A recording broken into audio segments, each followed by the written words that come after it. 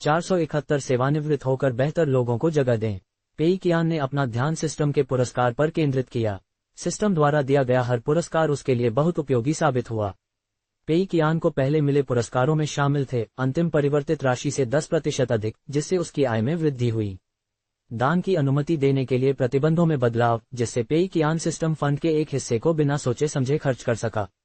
एक अधूरे प्रोजेक्ट को 2 चक्रों तक चलने की अनुमति, जिससे पेई कियान को बड़ी रकम खर्च करने का एक और तरीका मिल गया। पेई कियान सोच रहा था कि इस बार सिस्टम का पुरस्कार क्या होगा। लेस देन रहस्यमय पुरस्कार, इस चक्र के लिए एक बार का विशेष कार्य। ग्रेटर देन लेस देन, अगला चक्र शुरू होते ही पुरस्कार प्राप्त करें। ग्रेटर देन, सिस्टम स्क्रीन लगातार चमकती रही। लेस देन, अगला निपटान 6 महीने बाद। Greater than less than, system fund में राशि बढ़ाई जाएगी। लक्ष्य राशि 20 million. Greater than less than 16,230,000 की राशि जमा की जा रही है। Greater than less than, system fund में राशि जमा करने की प्रक्रिया पूरी हुई। Greater than less than, system fund 20 million जोड़ 860,000। ग्रेटर देन लेस देन, स्थिर संपत्ति मिंगयुन विला में एक अर्ध व्यावसायिक villa 8,610,000। Greater than less than, व्यक्तिगत संपत्ति 920,000। ग्रेटर देन लेस देन, इस चक्र के लिए विशेष कार्य, सीखने की कोई सीमा नहीं है। चाहे सब कुछ कितना भी सुचारू रूप से चले, सच्चे व्यावसायिक प्रतिभावान लोग सीखना कभी नहीं छोड़ते। स्वामी सिस्टम की राशि का एक हिस्सा स्वयं में निवेश करने और नया ज्ञान प्राप्त करने के लिए उपयोग कर सकता है। स्वामी अधिकतम प्रारंभिक राशि का 8% खर्च कर सकता है। पाठ्यक्रम के बाद स्वामी सिस्टम फंड में एक निश्चित राशि को स्वतंत्र रूप से घटा या जोड़ सकता है। निश्चित राशि निवेश राशि के 8 गुना के बराबर होगी। ग्रेटर देन लेस देन, सूचना 1, मालिक कोर्स पूरा कर पाएगा या नहीं, ये सिस्टम द्वारा मालिक के अतिरिक्त ज्ञान या उसकी कमी के आकलन पर निर्भर करता है। कोर्सों की संख्या सीमित नहीं होगी, लेकिन मालिक की क्षमता सीमित है। मालिक को सलाह दी जाती है कि वह एक समय में केवल एक ही कोर्स करे। ग्रेटर देन लेस देन, सूचना 2, सिस्टम फंड में कटौती या वृद्धि काल्पनिक होगी। इसका प्रभाव केवल रूपांतरण राशि पर पड़ेगा। ग्रेटर देन लेस देन, सूचना 3, यदि बाजार में कोई भी कोर्स मालिक की आवश्यकता को पूरा नहीं कर पाता है, तो मालिक किसी शिक्षक को व्यक्तिगत रूप से पढ़ाने के लिए नियुक्त कर सकता है। हालांकि शुल्क सिस्टम द्वारा निर्धारित उचित राशि से अधिक नहीं होना चाहिए। ग्रेटर देन संदेशों की इस लंबी श्रृंखला ने पेई कियान को चक्कर दिला दिया। सबसे पहले उसने पुष्टि की कि अगला चक्र 6 महीने तक चलेगा। ये पेई कियान की अपेक्षा से थोड़ा अधिक था। तीनों के अपने अपने फायदे और नुकसान थे। कम समय में भुगतान होने से सेटलमेंट जल्दी हो जाएगा और पेई कियान को अपना पैसा जल्दी मिल जाएगा। हालांकि कम समय होने से वह कई लंबे प्रोजेक्ट्स पर काम नहीं कर पाएगा और उस पर पाबंदियां भी बढ़ेंगी। लंबे समय में भुगतान होने से वह बड़े और महंगे प्रोजेक्ट्स में निवेश कर पाएगा, लेकिन भुगतान में देरी होगी। पेई कियान ने थरिला हॉस्टल की समस्याओं के बारे में सोचा और तय किया कि 6 महीने का समय ठीक रहेगा। कम समय से लंबा समय बेहतर था। 20 मिलियन युआन की शुरुआती रकम पेई कियान की कल्पना से कम थी। हालांकि ये पिछले समय की शुरुआती रकम से 2 गुनी थी। जाहिर है, शुरुआती रकम बढ़ गई थी और नुकसान होने की संभावना कम हो गई थी। सिस्टम बेवकूफ नहीं था। पेई कियान ने इस समय के लिए दिए गए विशेष कार्य का अध्ययन करना शुरू किया। चाहे सब कुछ कितना भी सुचारू रूप से चले, सच्चे कारोबारी कभी सीखना नहीं छोड़ते। इस वाक्य से पेई कियान को थोड़ी ठेस पहुंची। वह नहीं चाहता था कि सब कुछ सुचारू रूप से चले और उसने सीखना भी नहीं छोड़ा था। वह समय समय पर कक्षा में ध्यान से सुनता था और हर बार अपनी मेहनत के दम पर परीक्षा पास करता था। सिस्टम ये कैसे कह सकता है कि उसने सीखना छोड़ दिया था? हालांकि सिस्टम के पास इसे मापने का एक और तरीका था। सिस्टम के नियम बहुत स्पष्ट थे। पेई कियान शुरुआती राशि का 8% तक यानी 1,600,000 युआन खुद पर निवेश कर सकता था। सीधे शब्दों में कहें तो वह इस पैसे का इस्तेमाल अपनी स्कूल फीस भरने के लिए कर सकता था। सिस्टम ने उसे सीखने के मामले में कोई प्रतिबंध नहीं लगाया था। सेटलमेंट के दौरान सिस्टम यह मापता कि पेई कियान ने कितना सीखा है।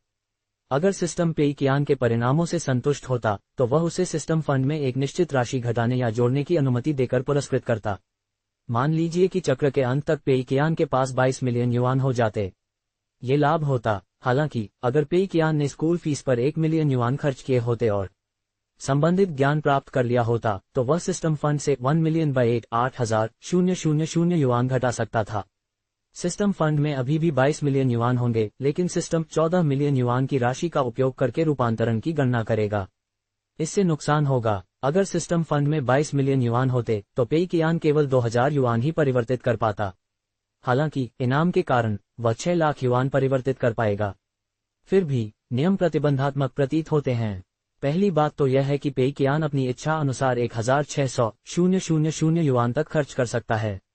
हालांकि बिजनेस एडमिनिस्ट्रेशन में मास्टर डिग्री की लागत भी अधिकतम 10,000 युआन या लाखों युआन ही होती है। पेई कियान 1600,000 युआन कैसे खर्च कर सकता था?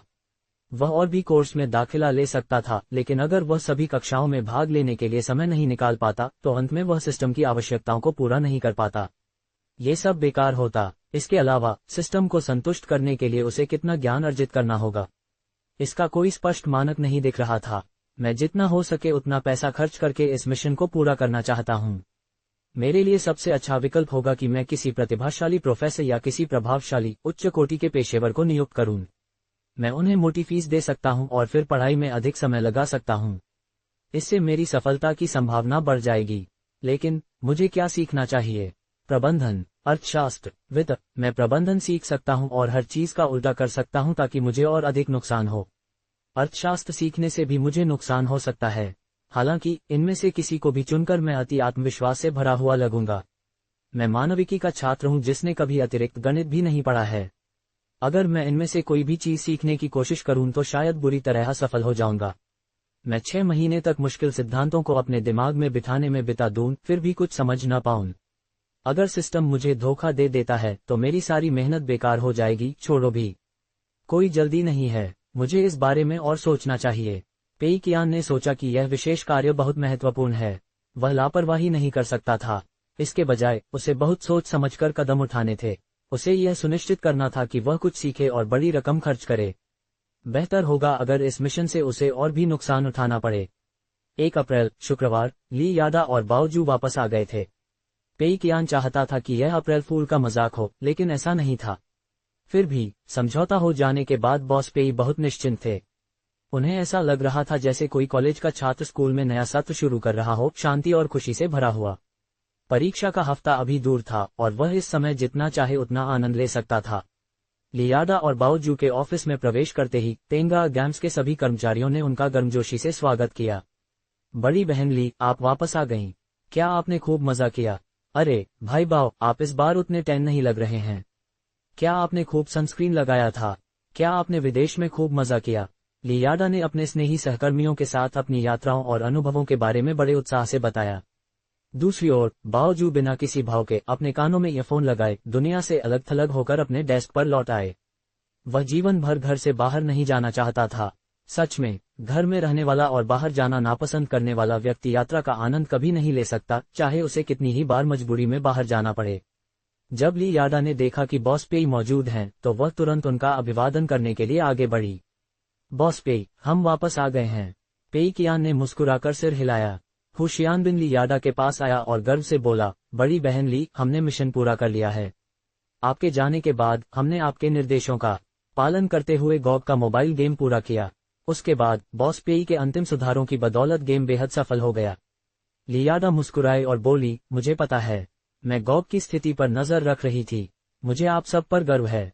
ये सच है, टेंगा अब एक साथ बेहद शक्तिशाली है। हर व्यक्ति की अपनी भूमिका है और हम किसी के बिना काम नहीं कर सकते। बेशक, बॉस पेई के अलावा।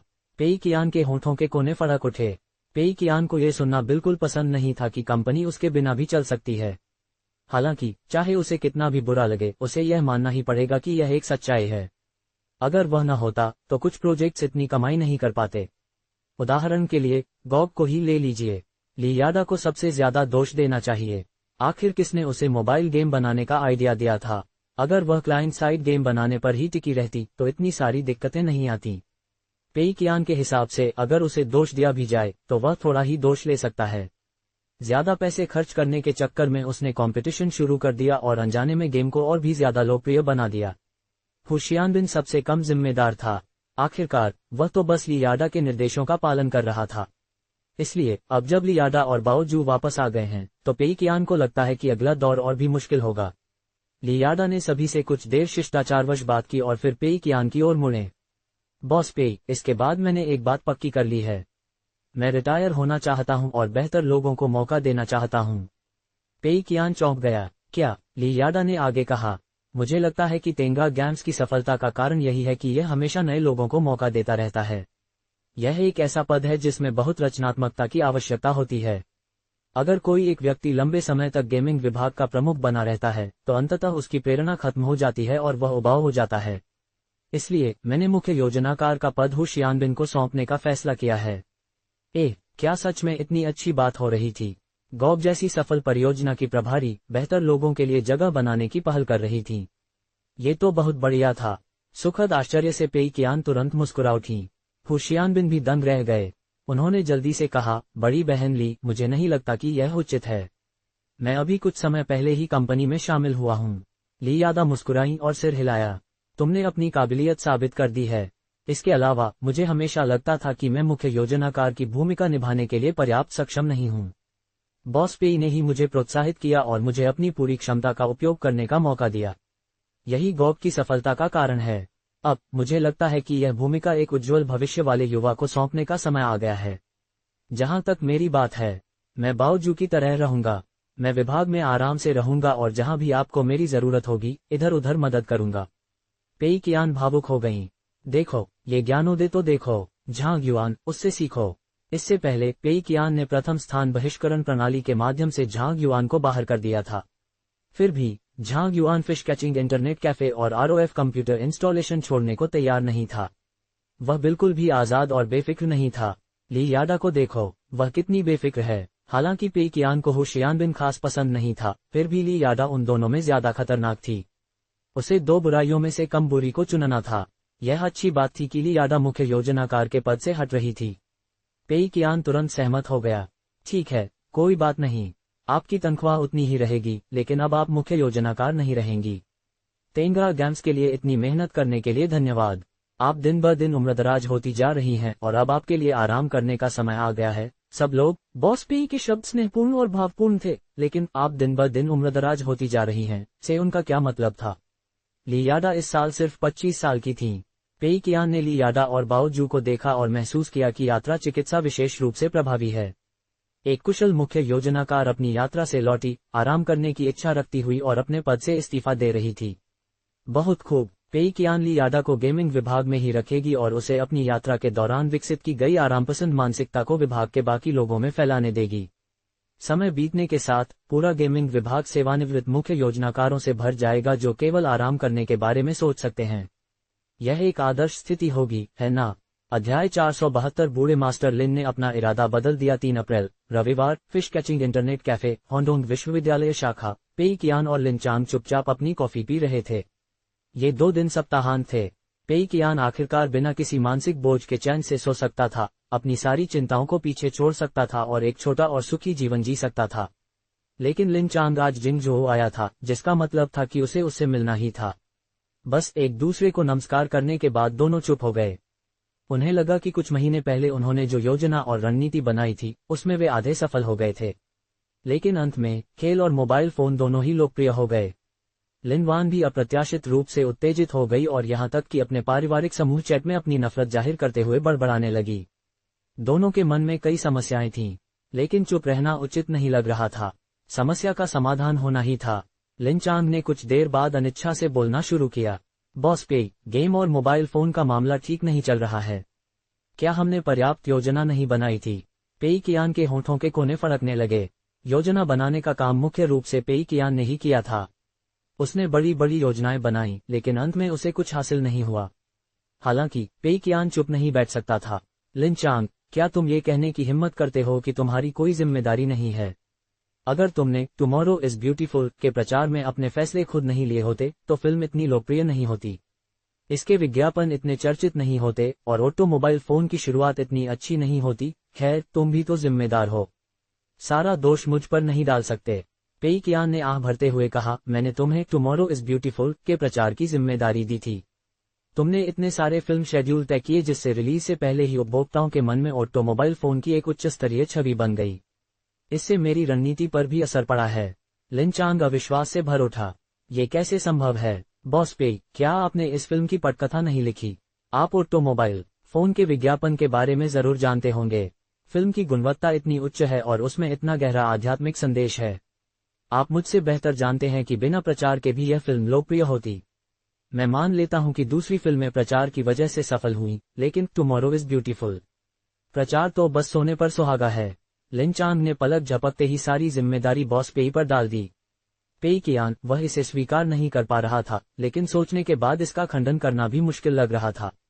टुमारो इज ब्यूटीफुल अब एक उत्कृष्ट कृति और गहरे अर्थ वाली रचना मानी जाती थी। ज्यादातर लोगों का मानना था कि इसकी सफलता का मुख्य कारण इसकी गुणवत्ता थी, हालांकि प्रचार का भी अपना महत्व था। जहां तक उत्कृष्ट गुणवत्ता की बात है, इसमें सबसे बड़ा योगदान जू शियासे का हो सकता है, लेकिन पेई कियान भी इसके लिए जिम्मेदार लग रहा था। पेई कियान को खुद पर शक होने लगा, क्या ये सब लिन चांग के कहे अनुसार होना ही था? वे फिर कुछ देर चुप रहे। लिन चांग ने संदेह भरे स्वर में फुसफुसाया, बॉस पेई, क्या आपने जानबूझकर ऐसा किया? आपने आह्वान को उन उद्योगों को संभालने दिया जो ऊपर से असफल होते दिख रहे थे, लेकिन आपको पहले से ही पता था कि गेम और मोबाइल फोन दोनों ही जबरदस्त सफल होंगे। नहीं तो आप इन उद्योगों की मदद के लिए दूसरे उद्योगों का इस्तेमाल क्यों करते? जहां तक मुझे पता है, बी क्वाइट के प्रचार प्रसार की जिम्मेदारी आपकी ही है। मोबाइल विज्ञापनों से मिलने वाले सभी लाभों से अन्य उद्योगों को भी फायदा हुआ है। क्या ऐसा हो सकता है कि आप सचमुच आह्वान को जाने नहीं देना चाहते? पेई कियान का चेहरा गुस्से से लाल हो गया। ऐसा कुछ नहीं, लिन वान 2 विभागों की निदेशक हैं। वह अन्य विभागों के प्रमुखों से अच्छी तरह परिचित हैं। उनके पास अन्य विभागों से लाभ मांगने और समग्र स्थिति का समन्वय करने का अधिकार है। जहां तक बी क्वाइट की बात है, वह एक संयोग था। बॉस लिन, मेरा विश्वास कीजिए, सभी लोगों में से मैं सबसे ज्यादा लिन वान को घर भेजना चाहता हूं। पेई कियान का चेहरा बेहद गंभीर था। लिन चांग ने बिना कुछ कहे पेई कियान को देखा, लेकिन उनकी निगाहों में संदेह था। ये स्वाभाविक था। अगर कोई सीना ठोककर आपसे कोई वादा करे और फिर किसी अन्य व्यक्तिगत कारण या अप्रत्याशित कारकों की वजह से कई बार असफल हो जाए, तो आपका संदेह भी बढ़ जाएगा। हालांकि इस मामले में पेई कियान के साथ निश्चित रूप से अन्याय हुआ है। फिर भी ऐसा लग रहा था कि अब जब हालात इस हद तक बिगड़ चुके हैं, तो किसी भी बचाव का कोई असर नहीं होगा। वह अगले चरण के लिए योजनाएं बनाने में ही लगा रहा। उसे इस बार लिन वान को जाने के लिए मनाना ही होगा। हालांकि लिन चांग के अगले वाक्य ने उसे चौंका दिया, जब वह अपने अगले लक्ष्य के बारे में सोच रहा था। लिन चांग ने धीरे से आह भरी, ठीक है बॉस पेई, मैं आज यहाँ जिम्मेदारी से बचने के लिए नहीं आया हूँ।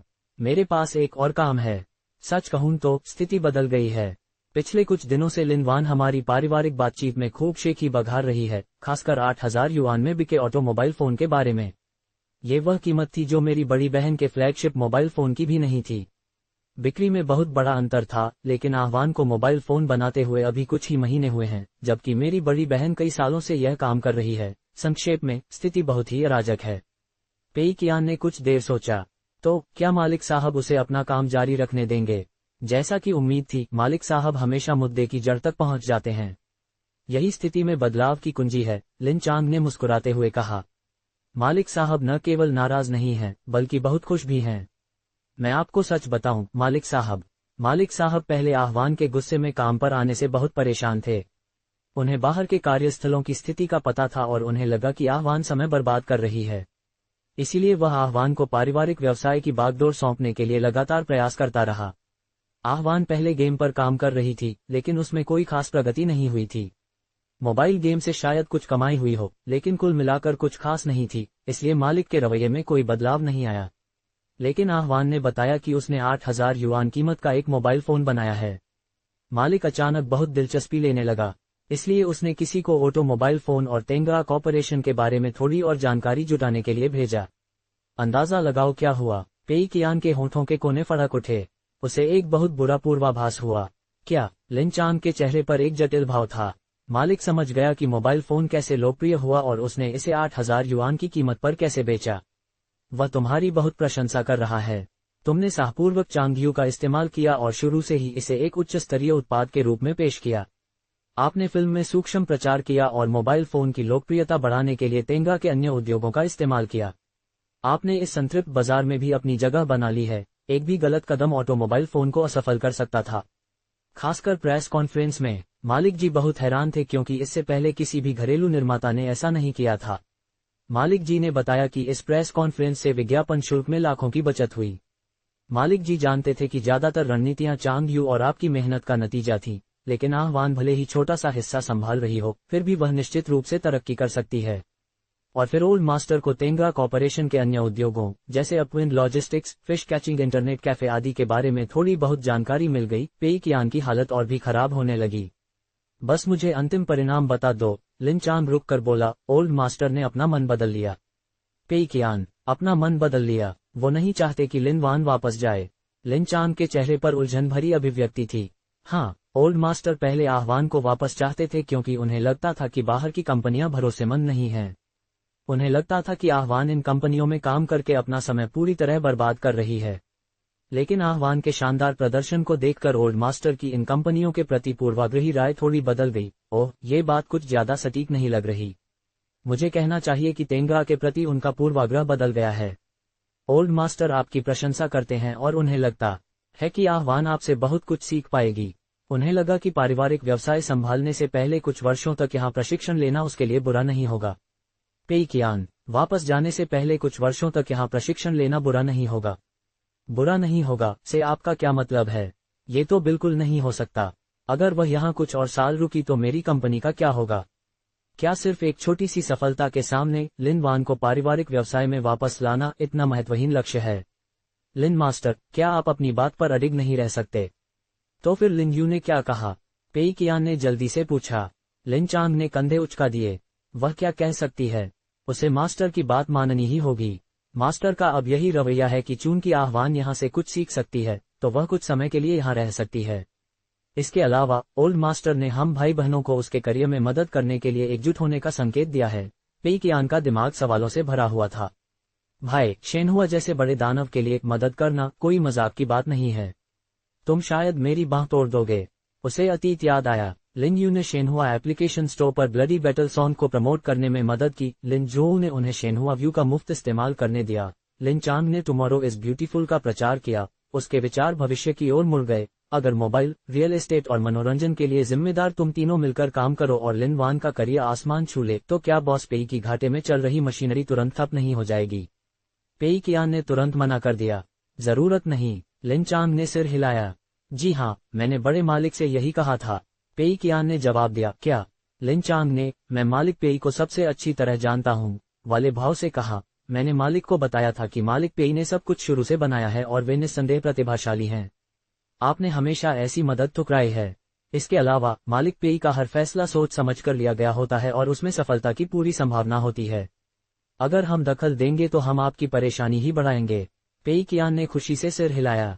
बिल्कुल सही लिन चांग, तुम मुझे वाकई अच्छी तरह जानते हो। तुमने जो कहा वही मैं सुनना चाहता था।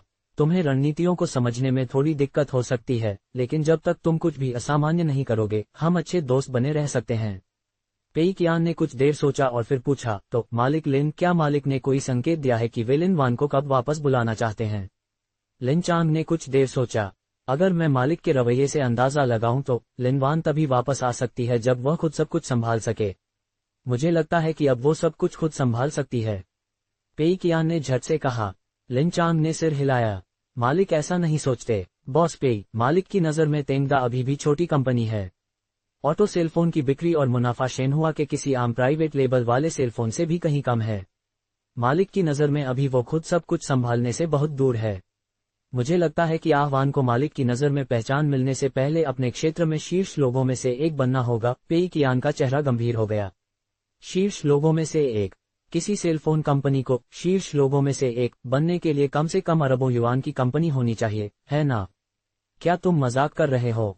दूसरे क्षेत्रों का क्या? उदाहरण के लिए गेमिंग इंडस्ट्री में दुनिया की सर्वश्रेष्ठ कंपनियों में से एक होना, क्या उसे गिना जाएगा? पेई कियान ने जोर से सोचा। मुझे लगता है ऐसा ही है। मास्टर साहब को गेम इंडस्ट्री से कोई पूर्वाग्रह नहीं है। हालांकि ब्लडी बैटल सॉन्ग जैसा गेम तो बिल्कुल नहीं चलेगा। मुनाफा कमाने के साथ साथ इसका प्रभाव भी होना चाहिए, लिन चांग ने जवाब दिया। पेई कियान ने मन ही मन सहमति जताते हुए सिर हिलाया। अगर वह आईओआई के घरेलू सवा का जिम्मा लिन वान को सौंप दे तो काम हो जाएगा। लक्ष्य अभी भी वही था, लिन वान को वापस लाकर लिन परिवार का कारोबार सौंपना। पहले तो उनका मकसद प्रोजेक्ट्स को नाकाम करना था, अब उनका मकसद प्रोजेक्ट को सफल बनाना था। जाहिर है सफलता बॉस पेई के लक्ष्य के अनुरूप ही थी। सफलता का मतलब बहुत सारा पैसा कमाना नहीं था, बल्कि चीजों को लोकप्रिय बनाना था। पेई कियान बस इस बात को लेकर परेशान था कि आईओआई के घरेलू सवा की जिम्मेदारी किसे सौंपी जाए, जो कि एक पक्की सफलता थी। अब उसे पूरा यकीन हो गया था, वह लिन वान और शांग यांग गैम्स को जिम्मेदारी सौंपेगा। ऐसा करने से वह एक तीर से 3 निशाने साध सकता था। सबसे पहले शांग यांग गैम्स को अच्छे स्टैंडअलोन गेम बनाने से बचना चाहिए था। उन्होंने बी क्वाइट से अपनी काबिलियत साबित कर दी थी। फिर आईओआई का घरेलू सवर चाहे कुछ भी हो जाए जबरदस्त सफल हो ही जाता। चूंकि यह टाला नहीं जा सकता था, इसलिए वह लिन वान को इसमें शामिल कर देता ताकि ओल्ड मास्टर लिन उसे जल्दी से वापस लाकर अपना कारोबार सौंप सकें। आखिर में अगर आईओआई का घरेलू सवर सफल हो जाता तो वह गॉग को हरा सकता था, जो उसके दिल में सबसे बड़ी समस्या थी। तेंगा गेम्स और शांगयांग गेम्स भले ही भाई बहन की कंपनियां हों, एक दूसरे से सीधे टक्कर लेंगे। छोटा भाई बड़े भाई को करारा झटका देगा। वह लड़ाई वाकई बहुत मजेदार होगी। पेई कियान ने सिर हिलाया। ठीक है, मैं कोशिश करूंगा कि बूढ़े मास्टर लिन उसे आधे साल में वापस ले आएं। बॉस पेई को किसी प्रोजेक्ट के असफल होने की गारंटी देने में जरा भी भरोसा नहीं था। हालांकि किसी प्रोजेक्ट को सफल बनाने के लिए, खासकर आईओआई जैसे भरोसेमंद प्रोजेक्ट के लिए, बॉस पेई को थोड़ा भरोसा जरूर था। लिन चांग ने बॉस पेई को शक की नजर से देखा, खासकर इसलिए क्योंकि उनका चेहरा इतनी जल्दी बदल गया था। अरे बॉस पेई, लगता है आपने पहले से ही योजना बना रखी थी। तो जब आपने मुझसे कहा था कि आप आह्वान को असफल करना चाहते हैं, तो आप सिर्फ मुझे धोखा दे रहे थे, है ना? क्या आप यह अंदाजा लगा सकते थे कि अगर आह्वान अपनी काबिलियत दिखा दे तो बूढ़े मास्टर अपना इरादा बदल देंगे?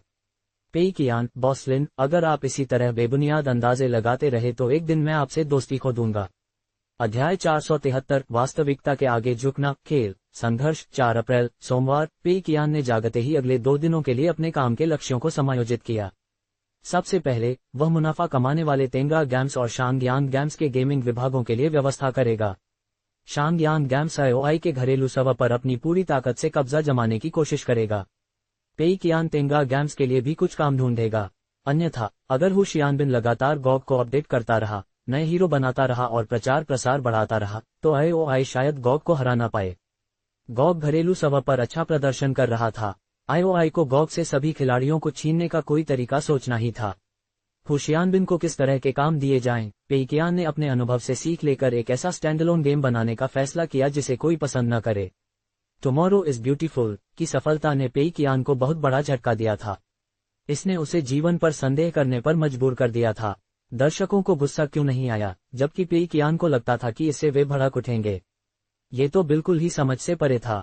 गहन चिंतन के बाद पेई कियान को समझ आया, ये तो उसकी अभिव्यक्ति का तरीका था। अगर दर्शक खुद को टुमारो इज ब्यूटीफुल के नायक की जगह रखकर देखें, तो वे निश्चित रूप से दुखी और निराश महसूस करेंगे और मरना ही बेहतर समझेंगे। लेकिन यह एक फिल्म थी। झू शियासे ने दर्शकों को ईश्वर की दृष्टि में बनाए रखने के लिए एक विशेष तरीका अपनाया था। उनमें से कोई भी नायक की भावनाओं को महसूस नहीं कर सका। इसी वजह से वे गहराई से समझ नहीं पाए और सहानुभूति नहीं दिखा सके। इसलिए अर्थ तुरंत बदल गया। पेई कियान के लिए टुमारो इज ब्यूटीफुल की यही सबसे बड़ी विफलता थी। भारी नुकसान और भारी मुनाफे के बीच बहुत ही बारीक अंतर था। इसलिए पेई कियान ने निष्कर्ष निकाला कि दर्शकों को जहर देना गलत विचार नहीं था। वरना कोई वास्तविकता को स्वीकार करो क्यों कहता। उसे जहर पिलाने के तरीके को लेकर बहुत सोच समझकर रणनीति बनानी पड़ी। उसे भावना को बहुत तीव्र बनाना पड़ा। जब तक वह सभी को दुखद चरित्र में ढाल सकता था, तब तक निश्चित रूप से उसका मनचाहा परिणाम मिल जाता। पेई कियान को लगा कि उसे इस समस्या की जड़ मिल गई है कि टुमारो इज ब्यूटीफुल क्यों लाभदायक थी। उसे बस अपने सिद्धांत को परखने की जरूरत थी, लेकिन वह इसे कैसे परखे? प्रश्नवाचक चिन्ह। पेई कियान ने फी हुआंग वर्कस्पेस को अपने कब्जे में ले लिया था। इसके अलावा वह निकट भविष्य में फिल्मों से दोबारा संपर्क नहीं करना चाहता था। एक बार धोखा खाने के बाद दोबारा सावधान रहना। तुलनात्मक रूप से खेल तो कला का एक रूप थे। फिल्मों में थोड़ा बहुत दुख दिखाना उसे ज्यादा नाराज नहीं करता। हालांकि अगर नायक को खिलाड़ी के रूप में धमकाया जाता तो बात अलग होती। बेशक कुछ लोग कह सकते हैं कि रिपेंट एंड बी सेव्ड ने खिलाड़ियों में आक्रोश नहीं जगाया, बल्कि उन्हें बहुत खुशी दी। ये पूरी तरह से गलतफहमी थी। रिपेंट एंड बी सेव्ड कष्टों का खेल था, लेकिन खिलाड़ियों को कष्ट सहने की भावना नहीं, बल्कि कष्ट सहने के बाद मजबूत बनने की भावना पसंद आई। अंत में ये कठिनाइयों पर विजय पाने की उपलब्धि का एहसास था। दूसरे शब्दों में ऐसे खिलाड़ी अति पीड़क नहीं थे। इसके विपरीत वे अति दुष्ट थे।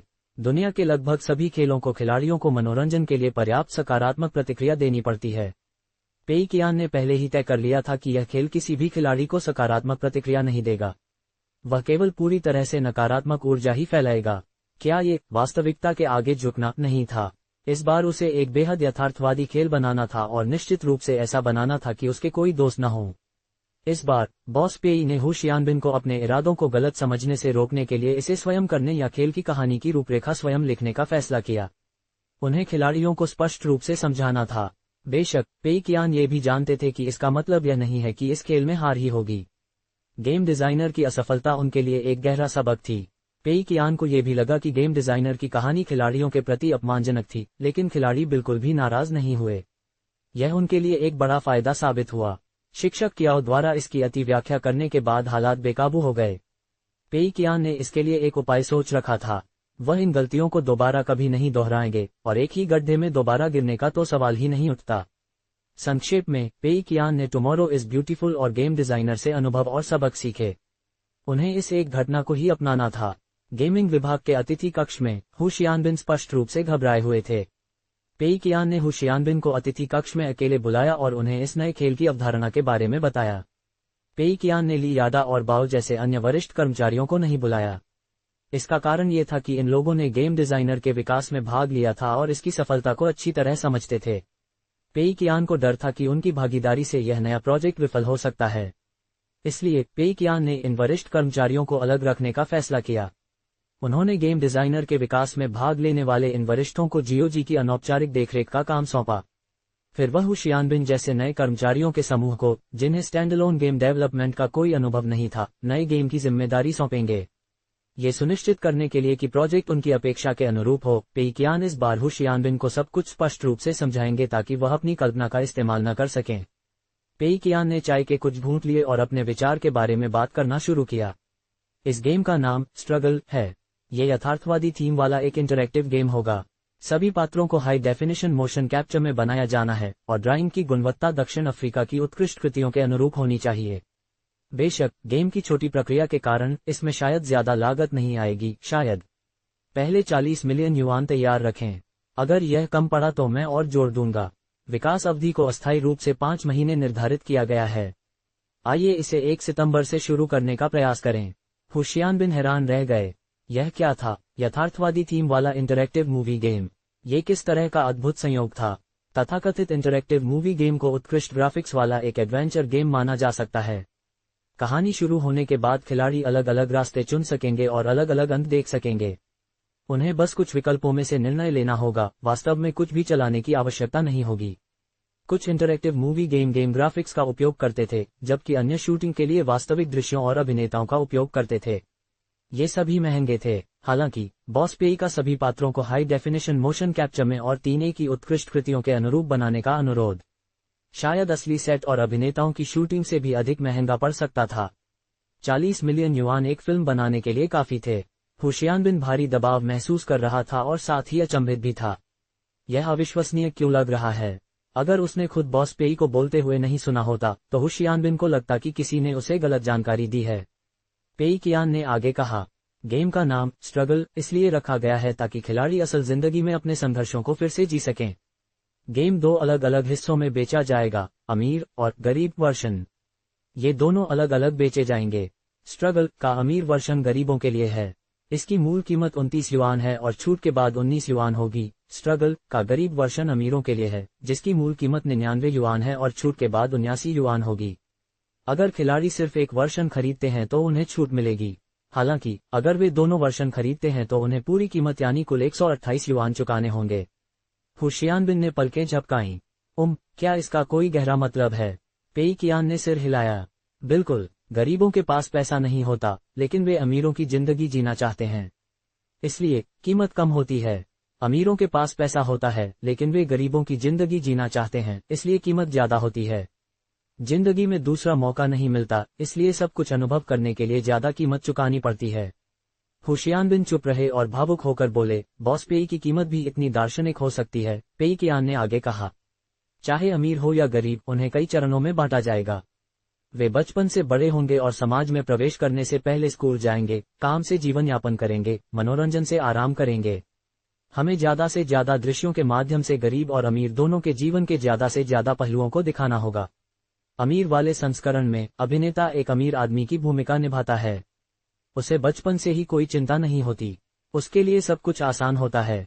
वह जीवन, करियर और रिश्तों के सभी पहलुओं में आसानी से सफलता प्राप्त कर सकता है। हालांकि उसकी मौत एक बेघर आदमी के हाथों होगी। गरीब संस्करण में खिलाड़ी एक गरीब आदमी की भूमिका निभाएगा जिसके पास खाने पीने और कपड़ों की अपर्याप्त मात्रा होगी। उसका रास्ता कांटों से भरा होगा और बड़े होने के बाद भी उसके लिए आगे बढ़ने का कोई रास्ता नहीं होगा। वह केवल गरीबी के अपने चक्र में फंसा रहेगा। हुशियान बिन स्तब्ध रह गया। और फिर पेई कियान, और फिर बस इतना ही। खेल की पूरी कहानी यही है। हुशियान बिन अब और भी उलझन में पड़ गया। क्या एक इंटरैक्टिव मूवी गेम के कई अंत नहीं होने चाहिए? पेई कियान ने सिर हिलाया। नहीं, इस खेल के केवल 2 ही अंत होंगे, चाहे आप विकल्पों का कोई भी संयोजन या क्रमचय चुनें। अमीर को एक बेघर आदमी मार डालेगा और गरीब और भी गरीब होता चला जाएगा। मैं गेम डिजाइनर वाले मामले की तरह कई अंत रखने की गलती दोबारा कभी नहीं करूंगा। पेई कियान ने मन ही मन सोचा। हुशियान बिन चौंक गया। अगर शुरुआत से ही सब कुछ बर्बाद होना तय है तो खिलाड़ी किस लिए खेलेंगे? प्रक्रिया अलग होगी। हर बार जब खिलाड़ी अलग रास्ता चुनेगा तो एक अलग शाखा खुलेगी, लेकिन सभी शाखाएं अंत में एक ही बिंदु पर पहुंचेंगी, पेई कियान ने समझाया। शाखाओं में अंतर का असर खेल के अंत पर नहीं पड़ेगा। हमें इस खेल के व्यापक ढांचे के अंतर्गत जीवन के सभी पहलुओं की अधिक से अधिक जानकारी शामिल करनी होगी। उदाहरण के लिए, गरीब लोग केवल साधारण स्कूलों में ही पढ़ सकते हैं जहां शिक्षा की गुणवत्ता निम्न होती है, जबकि अमीर लोग महंगे और प्रतिष्ठित स्कूलों में पढ़ते हैं। जब गरीब लोग नौकरी की तलाश करते हैं तो उन्हें अक्सर इंटरव्यू में निराशा ही हाथ लगती है, जबकि अमीर लोग सीधे अपने पिता के यहाँ काम करते हैं। गरीब के साथ कई सालों से रही प्रेमिका उससे इसलिए अलग हो जाती है क्योंकि वे घर नहीं खरीद सकते, जबकि अमीर लोग हर दिन नाइट क्लबों से अलग अलग लड़कियों को घर लाते हैं। जब उनकी शादी होती है तो गरीब लोग पूरे परिवार की मदद से एक छोटा सा पुराना घर ही खरीद पाते हैं, जबकि अमीरों के पास आलीशान घर तैयार होते हैं। उन्हें बस अपनी संपत्ति को बढ़ते हुए देखना होता है, जो गरीबों की मेहनत से कभी नहीं कमा सकती, समझे? हुशियान बिन के होंठ फड़फड़ाए। मैं बहुत अच्छी तरह समझता हूँ। ओह, ठीक है, पृष्ठभूमि यूरोप में होनी चाहिए। मोशन कैप्चर और डबिंग के लिए कुछ विदेशियों को ढूंढो, पेई कियान ने कहा। बॉस पेई, क्या इस गेम का कोई गहरा अर्थ है? हुशियान बिन ने पूछा। पेई कियान हंस पड़ी। तुम्हें जानने की जरूरत नहीं है, बस अपना काम अच्छे से करो। मैं कहानी का ढांचा तैयार कर लूंगा। कहानी को बेहतर बनाने की जिम्मेदारी आपकी और प्रोडक्शन टीम की होगी। जब कहानी पूरी हो जाए तो मुझे दिखा देना ताकि मैं ये सुनिश्चित कर सकूं कि उसमें मेरे विचारों से कोई विचलन न हो। ठीक है, अब आप तैयारी कर सकते हैं। आप पहले कला संसाधनों पर काम कर सकते हैं। थोड़ी कल्पना से आपको अंदाजा हो ही जाएगा कि किस तरह की भूमिकाएं होंगी। माता पिता, शिक्षक, सहपाठी, बॉस आदि जैसे लोग। कुछ सरल वाक्य बोलकर पेई कियान जाने के लिए मुड़ा। उसने हुशियान बिन को बाल नोचते और सोचते सोचते छोड़ दिया। शिक्षक, ये प्रश्न तो पाठ्यक्रम से बिल्कुल बाहर था। मुझे बिल्कुल समझ नहीं आ रहा। पेई कियान इस बार अपनी सारी मेहनत की कमाई गंवाने के लिए भी पूरी तरह तैयार था। कीमत का खास महत्व था। गरीब संस्करण को परम कष्ट का संस्करण भी कहा जा सकता है। इसमें व्यक्ति अपने वास्तविक जीवन के सभी पापों का कष्ट भोग सकता है और परम आत्मपीड़क बन सकता है। अमीर संस्करण को सोने की पन्नी में लिपटा संस्करण भी कहा जा सकता है। शुरुआत में सब कुछ सुचारू रूप से चलता है, जिससे खिलाड़ी को अच्छा महसूस होता है, लेकिन अंत में वह एक गरीब व्यक्ति के हाथों मारा जाता है। पेई कियान ने इसे जानबूझकर 19 युआन की कम कीमत पर रखा था, ये ध्यान में रखते हुए कि अमीर संस्करण सोने की पन्नी में लिपटा हुआ था, जिसका खुलासा अंत में ही होता। वहीं गरीब संस्करण आत्मपीड़न का पूरा अनुभव था, इसलिए उसने इसकी कीमत 79 युआन रखी थी, ताकि खिलाड़ी खेलकर कोई अस्पष्ट व्याख्या न कर सकें। पेई कियान ने जानबूझकर दोनों संस्करणों को एक साथ खरीदने की कीमत बढ़ा दी। अगर खिलाड़ी वाकई खरीदना चाहते थे तो सबसे अच्छा विकल्प 19 युआन वाला रिच वर्जन खरीदना था। यह ज्यादा महंगा नहीं था और पेई कियान के पैसे कमाने का जोखिम भी बहुत कम था। इसमें सामग्री बहुत ज्यादा थी। पूरी प्रक्रिया में होने वाली पीड़ा के अलावा सबसे अहम बात यह थी कि दोनों अंत भयानक थे। खिलाड़ी चाहे कितनी भी कोशिश कर लें, इन दोनों अंतों को बदल नहीं सकते थे। भला ऐसा खेल कौन खेलेगा? ये तो नामुमकिन था। पेई कियान ने इस बार सच में हकीकत को स्वीकार कर लिया था। वह 40 मिलियन युआन का पूरा फायदा उठाने की हर संभव कोशिश करेगा। कृपया एक पैसा भी उसे वापस न मिले। अध्याय 474 शिक्षक कियाओ के मार्ग पर चलना, उन्हें बेघर कर देना। 6 अप्रैल बुधवार 2 दिनों के संघर्ष के बाद पेई कियान ने आखिरकार संघर्ष की सामान्य कहानी को पूरा कर लिया। खेल की कहानी को मोटे तौर पर कई मुख्य चरणों में विभाजित किया जा सकता है। जन्म, विद्यालय, परीक्षा, काम, प्रेम, विवाह, घर खरीदना, बच्चे का जन्म और मध्य आयु का संकट। यही पूरी प्रक्रिया थी। गरीब और अमीर दोनों के लिए चरण समान होते, लेकिन उनके अनुभव बिल्कुल अलग होते। उदाहरण के लिए, अमीर परिवारों के बच्चों की देखभाल जन्म से लेकर विद्यालय जाने तक एक दाई करती। बड़े होने पर वे आलीशान घर में खुशी से खेलते। उनके खिलौने बहुत महंगे होते। उन्हें अच्छी प्राथमिक शिक्षा दिलाने के लिए उच्च श्रेणी के शिक्षक भी रखे जाते। गरीब परिवारों के बच्चों को ये सुविधाएं बिल्कुल नहीं मिलती। वे घर पर केवल टीवी और चित्र पुस्तकें देख सकते थे। माता पिता के काम पर जाने के बाद वे केवल अकेले खेल सकते थे। अन्य मुख्य चरण समान थे। खैर, कल्पना करने पर कहानी का मोटा मोटा अंदाजा लगाया जा सकता है। गरीबों के लिए सब कुछ गलत हो जाएगा जबकि अमीरों के लिए सब कुछ निर्बाध रहेगा। पेई कियान ने खेल में कुछ मात्रात्मक डेटा जोड़ने पर भी विचार किया ताकि खिलाड़ी दोनों के बीच के अंतर को और अधिक स्पष्ट रूप से महसूस कर सकें। उदाहरण के लिए, खिलाड़ियों का वर्तमान ज्ञान, पेशेवर ज्ञान, वित्तीय जागरूकता आदि, भावनात्मक बुद्धिमत्ता, लोगों से व्यवहार करना, मित्र बनाना आदि, मानसिक स्वास्थ्य, विशिष्ट भौतिक संपत्ति आदि। ये डेटा स्पष्ट रूप से खिलाड़ी के विकल्पों को प्रभावित करेंगे। उदाहरण के लिए, एक अमीर व्यक्ति की धन प्रबंधन जागरूकता उसकी भौतिक संपत्ति के संचय को गति दे सकती है, भावनात्मक बुद्धिमत्ता उसे रईसों से मित्रता करने के अधिक अवसर दे सकती है, और उसका मानसिक स्वास्थ्य उसे काम पर अपने मूड को समायोजित करने में आसानी प्रदान कर सकता है। अत्यधिक दबाव के कारण समस्याएं उत्पन्न होंगी। हालांकि ये सब केवल सतही तौर पर था। वास्तव में वे केवल कुछ मामूली पहलुओं को प्रभावित करेंगे और अंतिम परिणाम को प्रभावित नहीं करेंगे। पेई कियान के ऐसा करने का कारण बहुत सरल था। यदि खेल खिलाड़ी को अंतिम परिणाम की कल्पना करने की अनुमति देता है, तो वह खिलाड़ी को घृणा का अनुभव कैसे करा सकता है? अगर गरीब पलटवार कर सकें और अमीर मारे जाने से बच जाएं, तो क्या यह एक शानदार अंत नहीं होगा? उन्हें ऐसा होने नहीं देना चाहिए। इसके अलावा ऊपरी तौर पर आपके पास विकल्प है, लेकिन सब कुछ पहले से तय था वाली सेटिंग को गेम उद्योग में एक विफलता माना गया।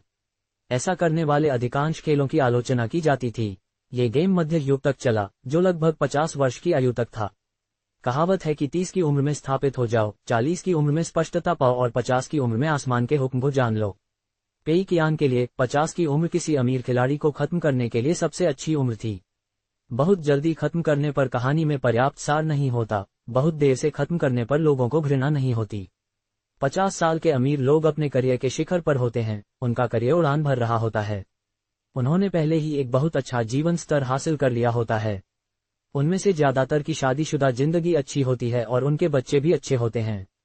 इस उम्र में मौत खिलाड़ियों के लिए सबसे अस्वीकार्य समय होना चाहिए। जहां तक गरीबों की बात है, उनका जीवन मूल रूप से 50 की उम्र तक पहुंच जाता है। उनके माता पिता से समानता भी दिखने लगती है और गरीबी का ये चक्र आकार लेने लगता है। संक्षेप में, इस खेल को समाप्त करने के लिए यही सबसे अच्छी उम्र थी। बेशक, इन तय जीवन प्रक्रियाओं के अलावा खेल के दौरान कुछ अप्रत्याशित घटनाएं भी जुड़ जाती हैं। उदाहरण के लिए, कार दुर्घटनाएं, बीमारी, स्कूल में बदमाशी, घर खरीदते समय आने वाली परेशानियां, प्राकृतिक आपदाएं आदि। ये आपात स्थितियां खेल के प्रवाह को थोड़ा बदल देंगी और साथ ही इन आपात स्थितियों का सामना करते समय जोखिमों से निपटने की क्षमता में गरीब और अमीर के बीच के अंतर को स्पष्ट रूप से दिखाएंगी। गेम डिजाइनर में हुई गलतियों से सबक लेते हुए पेई कियान ने इस बार कोई वॉइस ओवर नहीं करने का इरादा किया। खेल की सभी सामग्री में कोई भावना या रंग नहीं होंगे। सभी संवाद और व्यवहार यथासंभव वस्तुनिष्ठ होंगे ताकि खिलाड़ियों में कभी भी उल्टी मानसिकता विकसित न हो। इसके अलावा छिपे हुए इरादों वाले लोगों को जबरदस्ती सोचने से रोकने के लिए पेई कियान ने अमीर और गरीब को दो ऐसे व्यक्तियों के रूप में स्थापित किया है जिनके रास्ते कभी नहीं मिलते। अंत में अमीर आदमी को मारने वाले बेघर व्यक्ति का गरीब से कोई संबंध नहीं होगा। ये बेघर व्यक्ति वह सीधा सादा दयालु गरीब नहीं होगा जैसा कि ज्यादातर लोग कल्पना करते हैं। उसके हाथ पैर अच्छे थे, लेकिन वह आलसी और निकम्मा था। वह अमीर को ईर्ष्या के कारण मारना चाहता था। उसने अत्याचार का विरोध किसी नेक कारण से नहीं किया था। गरीब लोग अमीरों तक पहुंच सकते थे। उदाहरण के लिए, अमीरों वाले संस्करण में उसका बॉस नायक से बिल्कुल अलग होता। उनके मन में विरोध करने का कोई विचार ही नहीं था। वह अमीर गरीबों पर अत्याचार करते हैं जैसी कोई गलतफहमी पैदा नहीं करना चाहता था। इसके अलावा एक और महत्वपूर्ण सवाल था, इस खेल की गलत व्याख्या करने से उस चिड़चिड़े शिक्षक कियाओ को कैसे रोका जाए। पेई कियान इस बारे में बहुत सोच रहा था और आखिरकार उसे एक जवाब मिल गया। उसे एक आधिकारिक जवाब देकर उसकी कब्र तक पहुंचा दो। अगर मैं शुरू से समझाऊं तो कौन सुनेगा? अगर कोई तुम्हारी बात नहीं सुनता था तो तुम मुझे धोखा कैसे दे सकते थे? पेई कियान को अंदाजा था कि शिक्षक कियाओ किस नजरिए से बात कर रहे थे। यह अमीर गरीब के बीच की खाई मैथ्यू प्रभाव के अलावा और कुछ नहीं था। सामाजिक धन का वितरण अनुचित था और वर्ग भेद और भी गहरा हो गया था। अगर उसका दिमाग थोड़ा और तेज होता तो शायद वह गरीबों की आर्थिक जागरूकता की कमी और दूरदर्शिता की कमी का विश्लेषण कर पाता, और यह भी कि अमीर लोग गरीबी में गिरने के बाद जीवन के दुष्चक्र को क्यों नहीं समझ पाते। खैर, अमीर और गरीब के बीच की खाई का मुद्दा पूरी दुनिया में चर्चा का विषय था। अगर कोई अलग सोच रखता तो कई विषयों पर बात की जा सकती थी। पेई कियान ने खेल रिलीज होते ही इन समस्याओं को उजागर करने का फैसला किया। वह शिक्षक कियाओ के रास्ते पर चलेगा ताकि शिक्षक कियाओ के पास जाने के लिए कोई रास्ता न बचे। बेशक, पेई कियान इतना मूर्ख नहीं था कि खुद को ही धोखा दे। वह इन समस्याओं को आधिकारिक तौर पर उजागर करना चाहता था, लेकिन वह निश्चित रूप से शिक्षक कियाओ की तरह नहीं करेगा।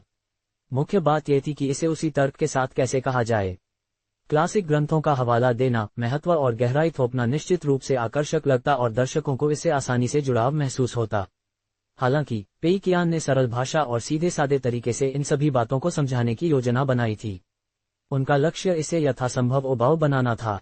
इससे खिलाड़ियों के मन में खेल को लेकर कुछ गलत धारणाएं भी बन सकती थीं, जैसे निर्माता का यह मानना कि जाति व्यवस्था को कभी पार नहीं किया जा सकता, भाग्यवादिता आदि। ये तर्क एक मजाक सुनाने जैसा था। शिक्षक कियाओ ने चुटकुले सुनाए, नाचा, चीखा चिल्लाया और शोर मचाया। पहले उन्होंने सस्पेंस पैदा किया, जिससे दर्शक जवाब देने से पहले उत्सुकता से भर उठे। इसका असर शानदार था। हालांकि पेई कियान को कोई भूमिका निभाने की जरूरत नहीं थी। वह बस जो भी था उसे कह देते। इस तरह दर्शकों को पता चल जाता कि यह बोझ क्या है। शिक्षक कियाओ चाहे कितना भी माहौल या सस्पेंस बनाए, ये बोझ चौंकाने वाला नहीं होगा। पेई कियान को लगा कि उसके ये काम किसी मंगा एक के पहले पन्ने पर ये व्यक्ति हत्यारा है की घोषणा करने जैसे थे। वह शिक्षक कियाओ के प्रोडक्ट्स ऑफ द गॉड्स में इस विषय पर कोई नया दृष्टिकोण नहीं आने देना चाहता था। पेई कियान जितना इसके बारे में सोचता उतना ही उसे लगता कि वह अपनी प्रतिभा से संतुष्ट एक विलक्षण प्रतिभा है। सब कुछ पूरा होने के बाद पेई कियान ने कथानक का सारांश हु शियानबिन को विस्तार के लिए भेज दिया। साथ ही खेल के विभिन्न पात्रों के लिए अलग अलग मोशन कैप्चर अभिनेताओं की आवश्यकता होगी। ये सभी विदेशी होने चाहिए, इसलिए इनकी व्यवस्था पहले से ही करनी होगी।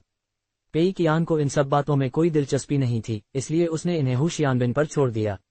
वैसे भी अगर कुछ गड़बड़ हो जाए तो बेहतर होगा, अगर सब ठीक हो जाए तो भी ठीक रहेगा। बस इतना ध्यान रखना है कि खेल की कहानी को वे अच्छी तरह समझ लें और भटके नहीं। 7 अप्रैल गुरुवार दोपहर का खाना खाने के बाद पेई कियान समय पर दफ्तर पहुंचा। उसने कल दोपहर ही हु शियानबिन को स्ट्रगल की कहानी का सारांश भेज दिया था।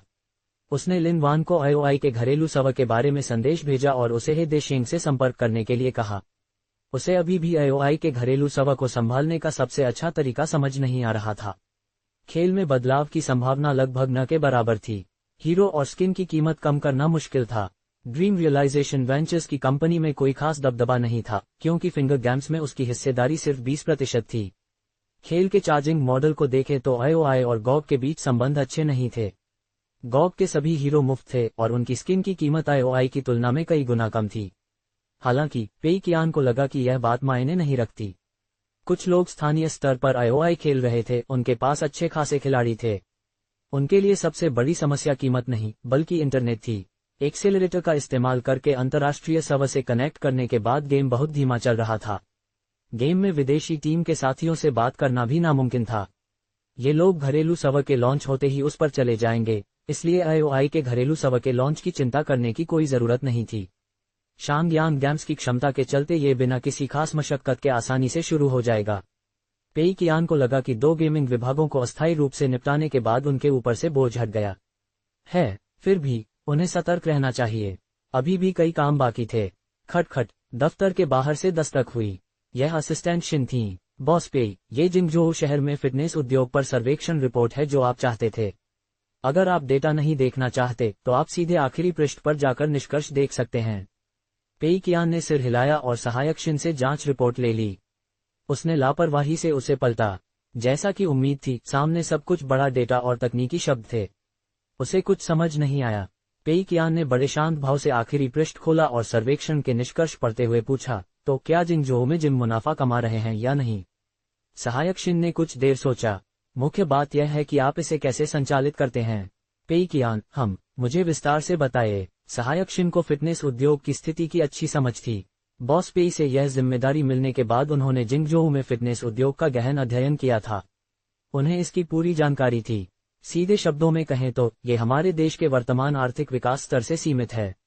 ज्यादातर लोगों को नियमित रूप से जिम जाने की आदत नहीं है। यहाँ तक कि जिन्हें फिटनेस की आदत है वे भी अक्सर महंगे जिमों का खर्च वहन नहीं कर पाते। उच्च स्तरीय कर्मचारियों वाले बड़े शहरों में स्थिति बेहतर है। जिंगजोउ जैसे द्वितीय श्रेणी के शहर में यह समस्या विशेष रूप से स्पष्ट है। ग्राहकों को आकर्षित करने के लिए कई जिमों द्वारा अपनाई गई कम लागत वाली सदस्यता रणनीति से जिम के दैनिक खर्चों जैसे किराया, उपकरण, श्रम, पानी, बिजली, शीतलन और तापन, अग्नि सुरक्षा आदि को पूरा करना मुश्किल है। लाभ कमाना तो दूर की बात है। इस दृष्टिकोण से देखें तो जिम लाभदायक नहीं है। कई जिम इसलिए बंद हो गए क्योंकि वे अपना खर्च नहीं निकाल पा रहे थे। जितना अधिक निवेश उतना ही अधिक मार्केटिंग का दबाव। हालांकि कुछ जिम ऐसे भी हैं जो वाकई में बहुत पैसा कमाते हैं। इसका मुख्य तरीका है अमीर ग्राहकों को ढूंढकर उन्हें निजी प्रशिक्षण सत्र बेचना। जितना अधिक आप बेचेंगे उतना ही अधिक आप कमाएंगे। अधिकांश जिमों में निजी प्रशिक्षण का मुख्य काम छात्रों को अच्छी तरह से सिखाना नहीं बल्कि अधिक से अधिक कक्षाएं बेचना होता है। निजी प्रशिक्षण का आंतरिक समूह मार्केटिंग समूह के समान है। जो भी अधिक कक्षाएं बेचेगा उसकी मांग बढ़ेगी। संक्षेप में, जिम में पैसा कमाने का मौजूदा मॉडल सदस्यता कार्डों के माध्यम से है, खासकर वार्षिक कार्ड के लिए आवेदन करने वाले नए सदस्यों के लिए। नए सदस्यों में फिटनेस की कोई आदत नहीं होती और इसे बनाए रखना मुश्किल होता है। जिम तभी पैसा कमाएगा जब वे जिम आए बिना सदस्यता ले लेंगे। साथ ही कम लागत वाले फिटनेस कार्ड ज्यादा से ज्यादा ग्राहकों को आकर्षित करते हैं।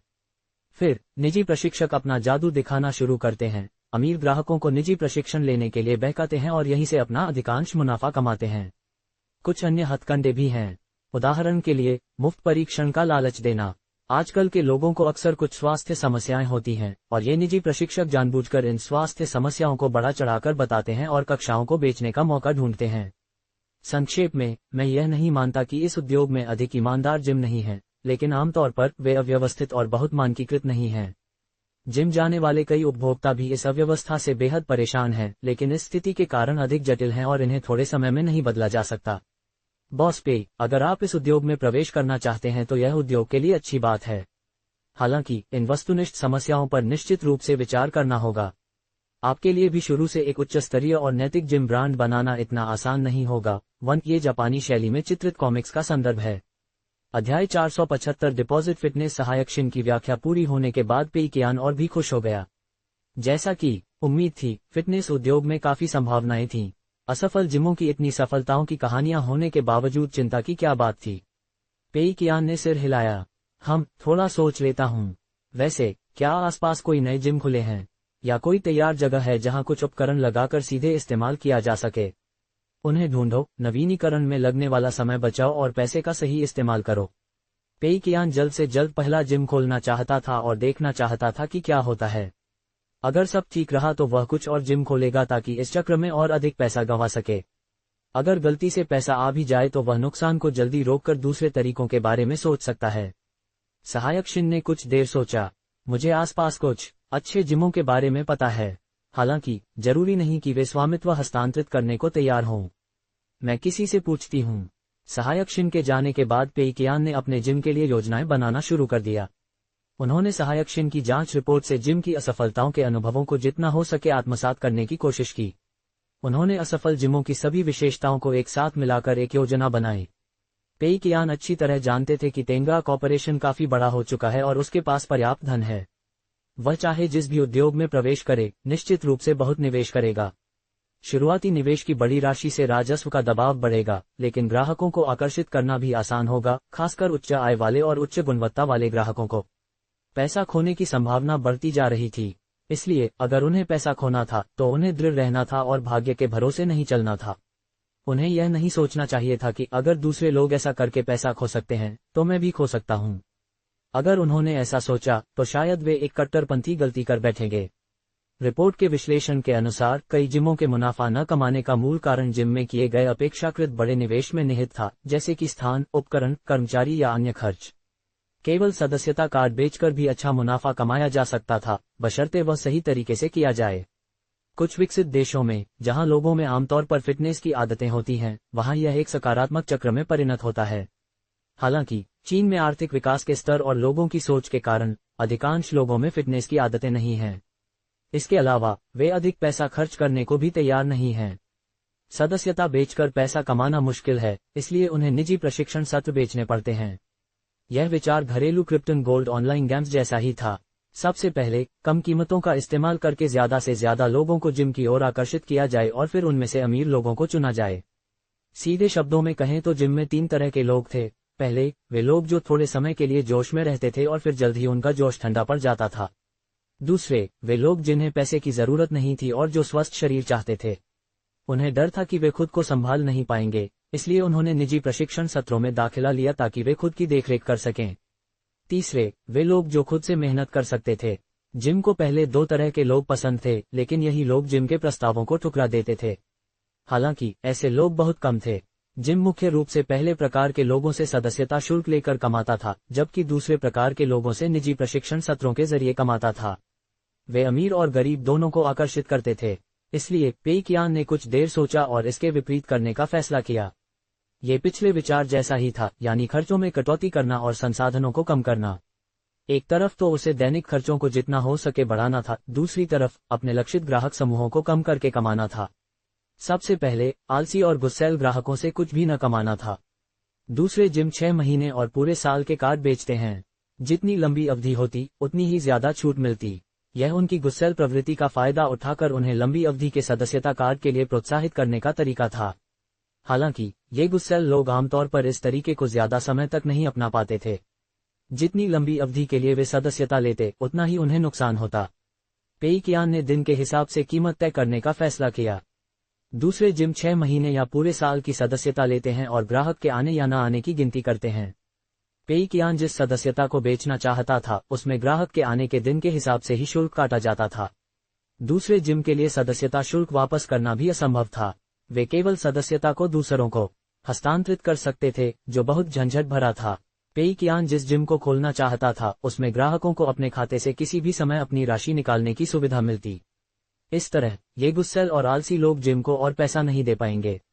इसके अलावा उसे किसी अमीर ग्राहक से एक पैसा भी ज्यादा नहीं मिलेगा।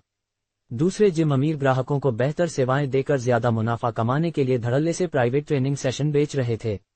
पेई कियान ने प्राइवेट ट्रेनिंग सेशन न बेचने का फैसला किया। सभी पर्सनल ट्रेनर्स को एक जैसे फायदे और वेतन मिलेंगे और उन्हें कोई कमीशन नहीं मिलेगा। पर्सनल ट्रेनर्स हर समय उपलब्ध रहेंगे। वे ग्राहकों के सभी सवालों के जवाब देंगे। अगर वे ग्राहकों को कुछ गलत करते हुए देखेंगे तो उन्हें इसकी जानकारी भी देंगे। हालांकि वे कभी ज्यादा बात नहीं करेंगे और न ही किसी कोर्स का प्रचार करेंगे। क्या आप एक खास पर्सनल ट्रेनर ढूंढ रहे हैं? क्या आप प्राइवेट ट्रेनिंग सेशन के लिए पैसे देना चाहते हैं? माफ कीजिए, हम 1-to-1 सेवाएं नहीं देते हैं। पेई कियान जितना इसके बारे में सोचता गया, उतना ही संतुष्ट होता गया। इस योजना से ज्यादातर ग्राहकों का पैसा बच जाएगा। जो लोग ज्यादा पैसे खर्च करने को तैयार हैं, वे शायद ऊंची कीमत देखकर ही हिचकिचाएंगे। अगर वे मनमर्जी से कार्ड के लिए आवेदन भी कर दें, तो बैलेंस कभी भी वापस लिया जा सकता है। जो अमीर हैं और 1-to-1 ट्रेनिंग चाहते हैं, उन्हें यहाँ ऐसी सेवाएं नहीं मिलेंगी। जो लोग फिटनेस को समझते हैं, वे उपकरण होने पर सस्ते जिम को ही चुनेंगे। इस जिम में आने के लिए अतिरिक्त पैसे देने की कोई जरूरत नहीं है। इस तरह के मॉडल में दिलचस्पी रखने वाले लोग केवल वही होते जो थोड़े धनी हों, व्यायाम के शौकीन हों और निजी प्रशिक्षकों को रखने से परहेज करते हों। हालांकि आर्थिक विकास का वर्तमान स्तर उस जीवन शैली तक नहीं पहुंचा था और जिंगझोउ एक कम विकसित द्वितीय श्रेणी का शहर था। इस समूह के लोगों की संख्या कम थी और जिम के लाभदायक होने की संभावना न के बराबर थी। इस तरह जिम पूरी तरह घाटे में ही रहेगा। जितने ज्यादा जिम खुलेंगे, उतना ही नुकसान होगा। बेशक सिस्टम इतना मूर्खतापूर्ण नहीं था। सिस्टम की आवश्यकता ये थी कि इस उद्योग में सैद्धांतिक लाभप्रदता होनी चाहिए। यदि इससे एक निश्चित प्रतिष्ठा प्राप्त हो सके, तो लाभप्रदता को कुछ हद तक कम किया जा सकता था। पेई कियान एक बेहतर फिटनेस वातावरण प्रदान करने जा रहा था, इसलिए स्वाभाविक रूप से उसे अधिक कीमत तय करनी पड़ी। विचार विमर्श के बाद पेई कियान ने सिस्टम द्वारा अनुमत न्यूनतम कीमत से काफी अधिक कीमत तय करने का निर्णय लिया। सिस्टम द्वारा अनुमत न्यूनतम कीमत के आधार पर कीमत तय करने पर संभवतः कम लाभ होगा, लेकिन बिक्री जल्दी होगी। अगर वह कीमत को इतना बढ़ा देता कि आम लोग उसे वहन न कर सके, तो वह लक्षित समूह को सीधे कीमत से दूर कर सकता था। फिलहाल जिंगझोउ में जिम की सालाना फीस लगभग 2000 युआन है और तेंगा के सभी कर्मचारियों ने इसके लिए पंजीकरण कराया हुआ है। यह अपेक्षाकृत उच्च श्रेणी का जिम है। इससे सस्ता जिम 1000 युआन से भी कम में मिल सकता है। 2000 युआन प्रति वर्ष के मध्यम से उच्च श्रेणी के मानक के अनुसार ये औसतन लगभग 5 युआन प्रतिदिन बैठता है। हालांकि ज्यादातर लोगों के लिए हर दिन जिम जाना नामुमकिन था। अगर वे दिन में 1 या 2 बार भी आ जाएं तो भी काफी था। इस हिसाब से रोजाना का वास्तविक शुल्क लगभग 20 युआन बनता था। ज्यादा बार आने वाले ग्राहकों के साथ यह और भी फायदेमंद होता। चूंकि पेई कियान ने बेहतर उपकरण लगाने, बेहतर माहौल बनाने और बेहतर कोच रखने का फैसला किया था, इसलिए वह ग्राहकों को और भी हतोत्साहित करने के लिए कीमत बढ़ाएगा। उसने रोजाना की कीमत 40 युआन तय कर दी। उसे कीमत इसलिए बढ़ानी चाहिए थी क्योंकि दूसरे जिमों में ग्राहकों को पर्सनल ट्रेनिंग के लिए ज्यादा पैसे खर्च करने पड़ते थे, जबकि यहाँ ये सुविधा मुफ्त में मिल रही थी। बेशक दूसरे जिमों में प्राइवेट ट्रेनिंग सेशन 1-to-1 होते थे। ये जिम 1-to मेनी होगा, इसलिए कीमत बहुत ज्यादा नहीं रखी जा सकती थी। पेई कियान ने कुछ देर सोचा और कीमत बढ़ाकर 50 युआन कर दी। इस कीमत से तो कई लोग आने से हिचकेंगे, है ना? अगर इस आधार पर हिसाब लगाया जाए कि हफ्ते में 2 बार जिम जाने पर कितना खर्च आएगा, तो हर महीने 400 युआन और सालाना 4800 युआन खर्च होंगे। अगर हफ्ते में 4 बार जिम जाना पड़े तो ये रकम दोगुनी होकर 9600 युआन हो जाएगी। 2011 में जिंगजोऊ में आम लोगों के हिसाब से यह बहुत ही ज्यादा खर्च था। दूसरे जिमों के खर्च की तुलना में तो ये रकम और भी ज्यादा थी। लगता है इतना काफी नहीं है।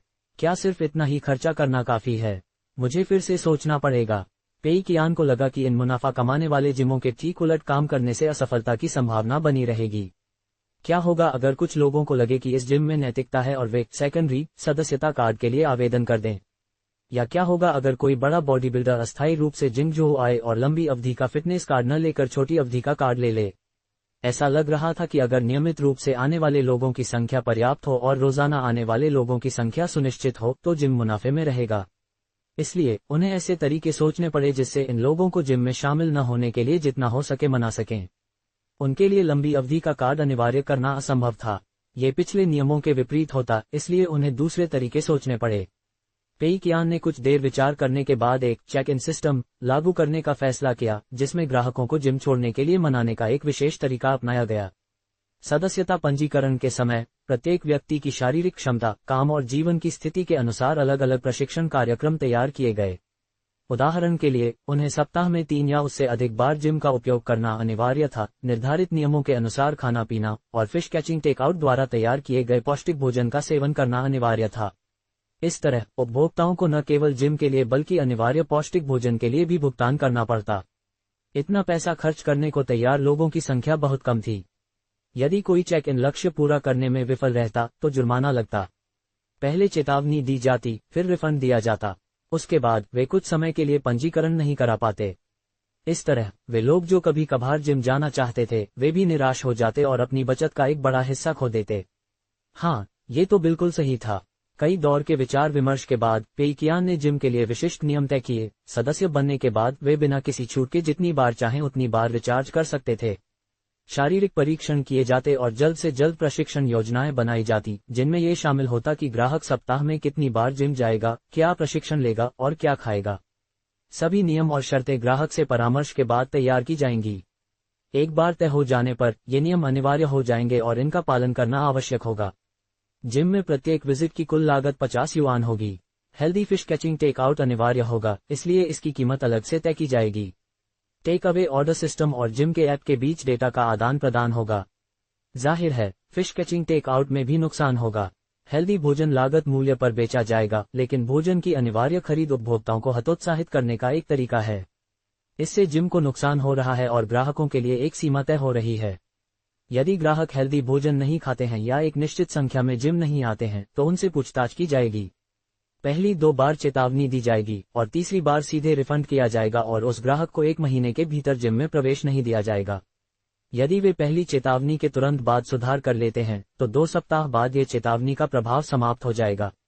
पेई कियान ने इस जिम का नाम डिपॉजिट फिटनेस रखने का फैसला किया। ऊपरी तौर पर इसका मतलब था अपना शरीर हमारे पास जमा कराओ, लेकिन असल मतलब था कि मानसिक रूप से विकलांग एआई ग्राहकों की जमकर पिटाई करेगा। इस तरह के अजीबोगरीब जिम में ज्यादा से ज्यादा अमीर लोग ही आते होंगे। हालांकि जिंगजोऊ में ज्यादा अमीर लोग नहीं थे। असली अमीर लोग तो निजी ट्रेनर ढूंढते थे, इसलिए डिपॉजिट फिटनेस के लिए प्रतिस्पर्धा करना मुश्किल था। कई दुकानें खुली रहेंगी और किसी को उनकी परवाह नहीं होगी। ये बहुत अच्छा होगा क्योंकि उन सभी का उपयोग कर्मचारियों को लाभ वितरित करने के लिए किया जा सकता है। बेशक पेई कियान ने वजन घटाने में सफलता के लिए छूट जैसे कुछ अन्य तरीकों के बारे में भी सोचा, लेकिन सावधानीपूर्वक विचार करने के बाद उन्होंने उन्हें अस्वीकार कर दिया। ये तरीके देखने में तो घाटे वाले लग रहे थे, लेकिन साथ ही ग्राहकों को प्रेरित करने और स्वतः प्रचार करने में भी सक्षम लग रहे थे, जो उल्टा पड़ सकता था। इसलिए पेई कियान ने इन आकर्षक लगने वाले तरीकों को छोड़ने का फैसला किया और सावधानीपूर्वक विचार करने के बाद सुरक्षित रास्ता चुना। घाटे के लिए भी एक दीर्घकालिक रणनीति की आवश्यकता होती है। फिर पेई कियान ने जिम के उपकरणों पर संक्षेप में विचार किया। सभी फिटनेस उपकरण उच्चतम गुणवत्ता के होने चाहिए। एरोबिक व्यायाम के प्रत्येक उपकरण, ट्रेडमिल, एलिप्टिकल आदि के सामने एक छोटा टीवी लगा होना चाहिए ताकि व्यक्ति अपनी पसंद के अनुसार कार्यक्रम देख सके। शॉवर, चेंजिंग रूम, शौचालय आदि सभी उच्चतम मानकों के अनुसार बनाए जाने चाहिए। हर तरह के महंगे shampoo, shower gel, hair dryer और ऐसी ही चीजें मुहैया कराई जाएंगी। संक्षेप में कहें तो जहां भी वे पैसा खर्च कर सकते हैं, सब कुछ उपलब्ध कराया जाएगा। इसके अलावा उन्हें जिम में एक रिस्टबैंड पहनना होगा और व्यायाम पूरा होने पर रिस्टबैंड से व्यायाम डेटा डाउनलोड करना होगा। वे तभी चेक इन करेंगे जब व्यायाम की मात्रा मानक तक पहुंच जाएगी। सब कुछ तय हो जाने के बाद पेई कियान ने संतुष्टि से सिर हिलाया। वह इस जिम को तेंगा कर्मचारियों के लिए एक विशेष जिम बनाने की पूरी कोशिश करेगा ताकि कोई और इसमें दिलचस्पी न ले। दोहरी खुशी तब होगी जब जिम को रोजाना घाटा होगा और कर्मचारियों को लाभ देते हुए और भी घाटा होगा। उसे सभी तेंगा कर्मचारियों के लिए फिटनेस प्लान बनाने चाहिए ताकि वे व्यायाम से थक जाएं और काम करने की इच्छा ही न रहे। बॉस पेई को घाटा होगा लेकिन खुशी खुशी दोनों तरफ से फायदा मिलेगा।